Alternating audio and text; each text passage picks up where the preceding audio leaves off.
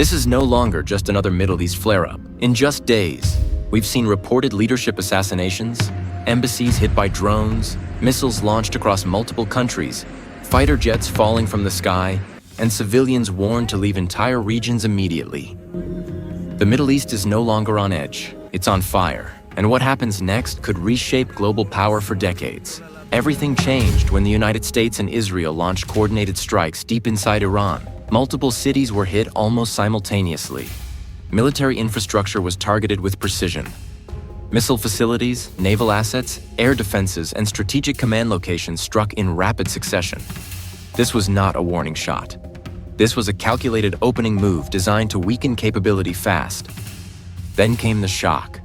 Reports that Iran's supreme leader had been killed in the opening phase of the strikes. That's not just a battlefield success. That's a direct strike at the political and ideological center of the Iranian state. Removing a supreme leader during active conflict doesn't just weaken command structure. It destabilizes internal power balance, creates uncertainty inside institutions, and raises the possibility of sudden shifts in strategy. Videos of explosions in Tehran began circulating within hours. Thick smoke rising above city skylines. Strategic sites reportedly dismantled. State broadcasting infrastructure hit, signaling not just a military objective but a psychological one as well. When media hubs are struck, it sends a message. Control of information is now part of the battlefield. But Iran responded quickly.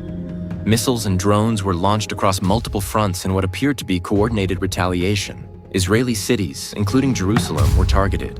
Gulf-based assets were threatened. Maritime routes became areas of concern. This wasn't a single response. It was multi-directional pressure. Then diplomatic sites came under direct threat. In Riyadh, drones struck near the US Embassy compound. Other embassies in the region moved into high alert mode. Security warnings were issued. Evacuations were carried out. When embassies face attack risk, that signals that escalation has crossed beyond traditional military targets. The battlefield widened again when Hezbollah launched missiles toward Israel from Lebanon. Israel responded with airstrikes in Beirut, targeting positions linked to the group. That move effectively opened another front. Multi-front conflicts are far harder to contain because resources must be split, response times shorten, and miscalculations become more likely. One of the most alarming developments was the report that an Iranian missile struck a British military base in Cyprus. If confirmed, that development expands the scope beyond the immediate Middle East. It raises concerns about how far retaliatory strikes could reach and how alliances might respond if allied facilities continue to be threatened. Meanwhile, tensions around the Strait of Hormuz intensified. This narrow waterway carries a significant percentage of the world's oil shipments. Any sustained disruption there would not just affect regional actors, it would immediately impact global markets. Energy prices react quickly to instability in that corridor. And when energy markets react, economies follow. US leadership has described the operation as ongoing and potentially entering deeper phases. Reported objectives include dismantling missile capabilities, crippling naval strength, neutralizing militant support structures, and preventing further nuclear development. But perhaps the most attention-grabbing statement was this: the big wave is yet to come. That phrase suggests planning beyond the initial strikes, possibly additional waves of coordinated action. At the same time, American citizens in parts of West Asia were urged to depart immediately. Such advisories are not issued casually. They typically indicate intelligence suggesting potential expansion or heightened risk to civilians. Another major development involved 3 US fighter jets going down near Kuwait during operations, with early indications pointing toward possible friendly fire in a highly complex air environment. All crew members survived, but incidents like this highlight how congested and volatile active airspace becomes during rapid escalation. Now the biggest question remains: will this remain primarily an air and missile conflict, or could ground involvement become part of the equation? Officials have not ruled out future options, and in strategic communication, leaving options open can be a deliberate signal.